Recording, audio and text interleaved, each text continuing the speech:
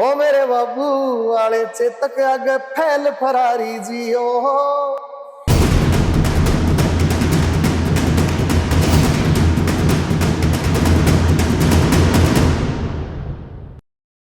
यहाँ सेमसा पे मुझे ओएसडी लगा दिया, वहां लोगों ने मेरे को गायक बना दिया। मेरे अंदर तो मुझे कुछ ऐसा लगता नहीं कि कुछ अलग से कुछ चीज दे रहे। एक भिखारी जिसके तन पे कपड़े नहीं है, अपना घर नहीं है, एक कुत्ते को वो गुरु बोलता है, अगर आपसे कोई कुछ छीनेगा तो आपको भी दुख होगा।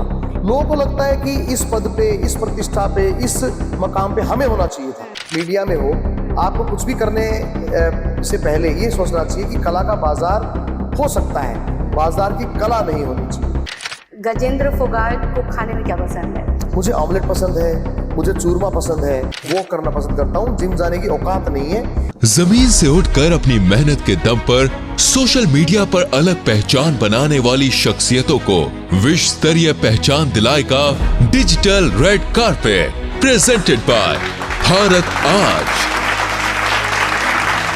नमस्कार, स्वागत है आपका डिजिटल रेड कारपेट पर, जहां पर हमारे खास मेहमान आज बहुत ही खास है, क्योंकि वो हरियाणा के एक ऐसी शख्सियत हैं जिन्हें हर कोई जानना चाहता है, जिनके बारे में हर कोई सुनना चाहता है, और उनके द्वारा गाए गए गाने जो हैं वर्ल्ड फेमस हैं। लोग जो हैं उनके गानों को सुन के थिरकते हैं और उसके बाद जो है मंत्रमुग्ध हो जाते हैं। तो चलिए मिलवाते हैं आज के खास मेहमान से, गजेंद्र फोगाट जी हमारे खास मेहमान है। गजेंद्र जी, आपका बहुत बहुत स्वागत है हमारे कार्यक्रम डिजिटल रेड कारपेट में, जहां पर आज जो है आप हमारे विशेष अतिथि के तौर पर हैं। जी, आपका बहुत धन्यवाद। और जितने आपके दर्शक हैं उनको बहुत बहुत नमस्कार मेरा। मैं हमेशा बोलता हूँ कि जब तक बिके ना थे, कोई पूछता ना था, तुमने हमें खरीद के अनमोल कर दिया। आप जब इस तरह से बुलाते हैं और इस तरह से प्रिविलेज देते हैं, चाय पिलाते हैं, बातें करते हैं, तो हमें लगता है कि आप लोगों ने बहुत भीड़ में से हमें चुना। तो इसके लिए हम भगवान के भी आभारी हैं और आपके चैनल के भी आभारी हैं कि आप लोग हमें सुन रहे हो, हमें सुना रहे हो। आपके माध्यम से हम बहुत लोग तक पहुंचते हैं, तो ये मेरे लिए भी बहुत बहुत बड़ा प्रिविलेज है। सर, आप गायक हैं, वर्ल्ड फेमस गायक हैं। लोग आपके गानों को आज भी बड़े ही उत्साह के साथ सुनते हैं जी। लेकिन एक गायक और एक आम इंसान में किस तरह से आप अपने आप को डिफाइन करते हैं? ये बड़ा मुश्किल सा सवाल है। एक्चुअली मैं हमेशा बोलता हूँ कि दर्द जब लाख बार छनता है तब जाके एक कलाकार बनता है। तो गायक में और आम इंसान में इतना ही फर्क है कि हमारे अंदर जो लड़ाई है, जो अंदर की जो लड़ाई है, वो आम इंसान से ज्यादा है। क्योंकि एक गायक को हर सुर को साधना पड़ता है, उसको जो शब्दों के भाव हैं उन तक पहुंचना पड़ता है। आपके शब्द क्या करें, उसी भाव से आपको गाना है। लेकिन आपके अंदर की मनस्थिति क्या है, उसको भी रोकना है। हो सकता है कि मेरे ऊपर बहुत बड़ा दर्द पड़ा हो, बट मुझे खुशी का या डीजे का कोई गाना गाना हो, तो उसको भी रोकना है। तो ये अंदर की जो लड़ाई है ना, वो बहुत ज्यादा होती है गायक में। आम इंसान में वो लड़ाई नहीं होती। आपने एमए फिजिकल साइंस से किया है? जी, फिजिकल एजुकेशन से किया है जी। जब आप साइंस स्ट्रीम में थे, एक साइंस स्ट्रीम के छात्र को बड़ा माना जाता है कि पढ़ाकू टाइप का, तो क्या गजेंद्र फोगाट जो थे वो काफी पढ़ाकू थे? जी, मैंने +2 मेडिकल साइड से किया है, एमए भी मैंने फिजिकल एजुकेशन से किया, और मैंने यूनिवर्सिटी में भी गोल्ड मेडल लिया। मैं यूनिवर्सिटी टॉप किया था मैंने, और कॉन्वेंट से ही पढ़ा लिखा हूं मैं। और entrance exam previous final top करने के बावजूद फिर उसके बाद मैंने पीजी डिप्लोमास किए मास कम्युनिकेशन से, ट्रांसलेशन से। फिर मैं एनआईएस के लिए चला गया, पर वहां से मैं वापस आ गया और मैंने एनएसडी में भी जो है दाखिला लेने का प्रयास किया, जहां मैं दाखिला नहीं ले पाया।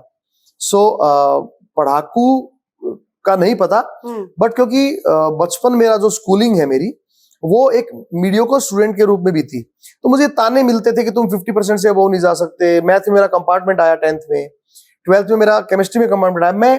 मैं आर्टिस्ट था, आई वॉज बोर्न आर्टिस्ट। तो मुझे ऐसा लगता था कि मैं कैलकुलेशन के लिए नहीं बना। मैं जितना प्रकृति को डिफाइन कर सकता हूं, जितना साहित्य को समझ सकता हूं, उतना मैं मैथ्स को नहीं समझ सकता। मुझे एनालिसिस नहीं आता था, तो इस कारण से मेरे को बड़ी समस्या आती थी। तो मुझे लगता था, मेरे को कॉम्प्लेक्स था कि मैं पढ़ाई में तेज हुई नहीं, मैं रद्दी हूं। तो फिर मैंने एमए में 8 से 10 घंटे की पढ़ाई की और मैंने टॉप कर लिया। तो मुझे लगा कि किताबें तो बहुत आसान है ये तो। It is very easy to be a topper in education, but it is very tough to be a singer in your life.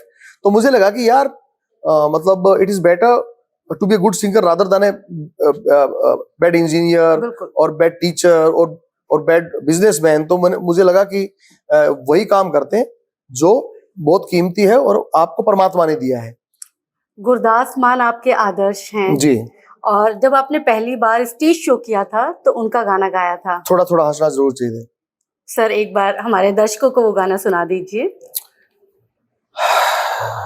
हंसना ते सेहत दी निशानी दोस्तों, हंसे नाल कैमी जवानी दोस्तों, घर विच हंसे जे जनानी दोस्तों, सोने ते सुहागे दी निशानी दोस्तों, खैरा खुशी दा ना छड्डो, करो दुख पीड़ा कड्डो, खुशी होवे नचना जरूर चाहिए, थोड़ा थोड़ा हंसना जरूर चाहिए, दुख होवे दसना जरूर चाहिए, चढ़दी जवानी विच रुत मस्तानी विच किसी नाल फसना जरूर चाहिए, थोड़ा थोड़ा हंसना जरूर चाहिए।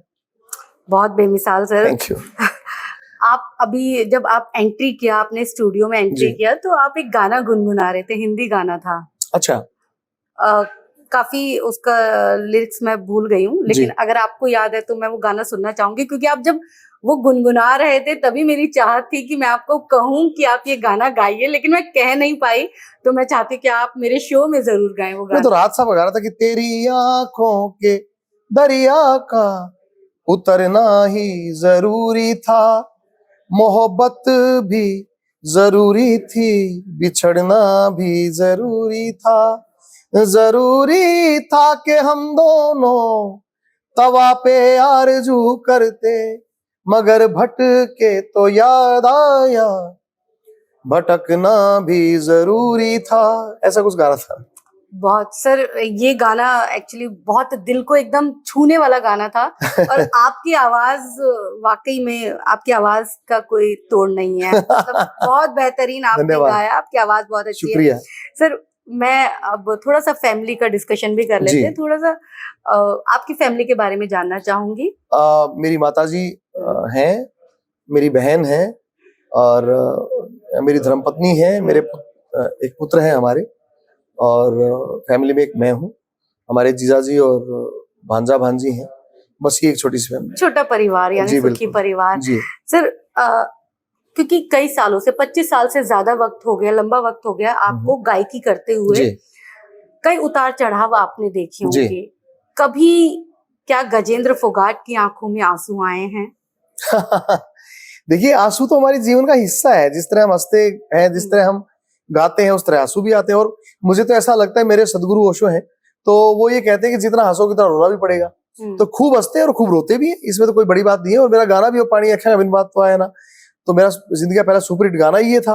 तो जिंदगी में ऐसी बहुत बातें होती रहती है जब आंखों में पानी आता रहता है। और मुझे ऐसा लगता है कि जो लोग का मतलब पुरुष भी और महिलाएं भी, तो जो लोग अंदर से बहुत मजबूत होते हैं वही रो सकते हैं, क्योंकि जितना आदमी इमोशनली स्ट्रांग होगा उतना ही वो रोएगा भी और हंसेगा भी। यानी कि मान के चलूं कि गजेंद्र फोगाट जो है वो काफी इमोशनल भी हैं अंदर से। 100%, अंदर से नहीं, बाहर से। जी सर, अभी आपने गाने का जिक्र किया था, क्योंकि मैंने आंसू की बात कही थी, तो आपने अपने फेमस गाने का जिक्र किया था जी। एक बार वो गाना सुना दीजिए सर। वाहो मजबूर गई, कर सुपने चूर गई, दिल में रहने वाली जिंदगी ते भी दूर गई, तकती मेरे सुपन्या की तन लिखना आया ना, तकती मेरे सुपन्या की तन लिखना आया ना, यो पानी आख्या का बिन बात तो आया ना। मैं आपकी जितनी भी तारीफ करूं, शायद मेरे पास शब्द नहीं है कि मैं आपकी उतनी तारीफ कर पाऊं।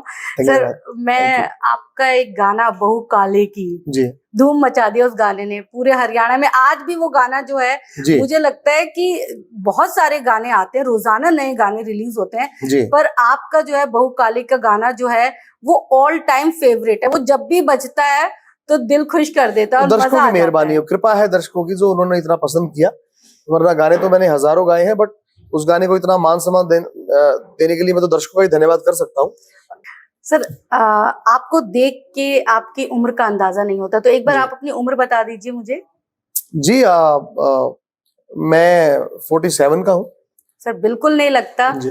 तो 47 के जो है गजेंद्र फोगाट, क्या मतलब जब आपने अपने करियर की शुरुआत की थी, संगीत की शुरुआत की थी, तब आपकी उम्र जो थी वो 22-23 साल की रही होगी। जी। कोई प्रेम प्रसंग आपका रहा है? जानना चाहते हैं, थोड़ा पर्सनल है पर आप इसका जवाब जरूर दीजिएगा। ऑब्वियसली बचपन से ही सबसे पहला प्यार माँ से हुआ, उसके बाद गायकी से हुआ। और ऐसी बात नहीं है, आपने कॉलेज टाइम पे, यूनिवर्सिटी टाइम पे हमने हर तरह का वक्त गुजारा है, तो हर तरह का प्रेम हुआ और आज भी हो जाता है। प्रेम तो मरने तक चलता है। आप जीवन से, पुस्तकों से, ऑब्वियसली हम पुरुष हैं तो स्त्रियों से भी प्रेम हो सकता है, अपने बच्चे, अपनी पत्नी, अपने मित्र। तो केवल एक प्रेम नहीं, बहुत प्रेम हुए। और हमारा एक कुत्ता था, उसका नाम कालू था, वो गली का कुत्ता था और सब उसे प्रेम करते थे। पर मेरा प्रेम उससे इतना गहरा हो सकता है ये मैंने सोचा नहीं था, क्योंकि जब वो इस दुनिया से गया मैं उसके बाद कुत्ता नहीं पाल पाया।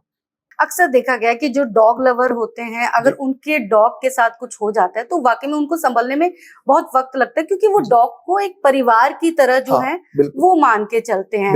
सर आपका एक और गाना है जी, बम लहरी। हाँ, बम लहरी बेसिकली एक 45 मिनट का एक बहुत लंबा गाना है। क्योंकि आप जो गाने गाते हैं, जिस तरह के आपने हरियाणवी गाने गाए, तो उससे हटके आपने भजन टाइप डिवोशनल भी गाए, डिवोशनल गाने। रीजन ये था कि मेरा 2007-8 में गाना हिट हुआ था, यो पानी आख्या कबिन बात तो आए ना। उसके बाद ये लगाइए कि 2007-8 के बाद 2009, 10, 11, 12, 13 और मतलब 13, 14, 15, 16, 17, 18, 19, यानी कि मुझे दोबारा दूसरा हिट, कमर्शियल हिट देने के लिए मुझे 12-13 साल लग गए। तो 12 साल तक मैं क्या करता? तो मैंने कमर्शियल सॉन्ग्स के साथ साथ मैंने डिवोशनल सॉन्ग भी देने शुरू किए, जिसमें फिर मेरा तेरी फोटो छपवा दूंगा, सो गे नोटा पे, या बम लहरी, इस तरह के कुछ गाने जो है मेरे हिट हो गए और मार्केट में हम बने रहे। तो दाल रोटी घर का चलता रहा और डिवोशनल में जागरण होते हैं और डिवोशनल नाइट्स होती हैं, वो मिलती रही। तो नून तेल लकड़ी का काम भी चलता रहा और परमात्मा का भजन भी हो गया साथ साथ। आज भी डिवोशनल गाता हूँ। और माता का ईमेल गाना तो खासा फेमस हुआ है आज भी। माता का ईमेल तो गजब है भाई, वो तो बॉलीवुड का, जिस तरह से मैं बड़ा धन्यवाद करता हूँ। और जो उस फिल्म के डायरेक्टर थे वो लिखा भी उन्होंने ही था, तो सुभाष कपूर जी थे, जिन्होंने जोली LLB भी बड़ी उम्दा फिल्म बनाई, गुड्डू रंगीला बड़ी उम्दा फिल्म बनाई। तो सुभाष कपूर जी ने खुद ही ये गाना लिखा और उन्होंने ऑडिशन लिया बाकायदा। तो मेरे शहर में जब ऑडिशन, तो मैंने ऑडिशन दिया, ऑडिशन में मुझे उन्होंने पास किया और उन्होंने मेरी रिकॉर्डिंग करवाई मुंबई ले जाके। तो ये उनका सारा आशीर्वाद रहा और दर्शकों का बहुत आशीर्वाद रहा। गाना सर एक बार वो, दुष्टों से बचने को एंटी वायरस लगाया है, कल रात माता का मुझे ईमेल आया है, चैटिंग सेटिंग करेंगे, माता से फोटो शेयर करेंगे, प्रोफाइल पिक्चर में माता ने शेर लगाया है, कल रात माता का मुझे ईमेल आया है। आप गाना गाने से पहले मतलब लिखते भी हैं, कई गाने हैं जो आपने खुद लिखे हैं। जी जी। और आप गाना बड़ी चुटकियों में लिख लेते हैं, क्योंकि अभी आपने एक गाना लिखा था मेरे सामने, वो मैं रिकॉर्ड नहीं कर पाई, लेकिन वाकई में उसको देख के लगा कि आपके आगे शायद कोई टिक नहीं सकता। तो वो एक बार फोन वाला गाना दोबारा अगर आपको याद हो तो आप गा दीजिए। वो तो बेसिकली एक बहुत पुराना गाना था, उसी में से निकाला था मैंने। वो ये था, हेलो हेलो हेलो बोलो, तन्हा दिल घबराता है, दिल मचला सा जाता है, आ जाओ तुम जल्दी से, जी घबरा सा जाता है, इसीलिए मैंने टेलीफोन किया है, हेलो। कलर कौन सा पसंद है? Red and white. मैं किसके साथ बिताना पसंद करते हैं फैमिली में? फैमिली में अपनी धर्मपत्नी के साथ।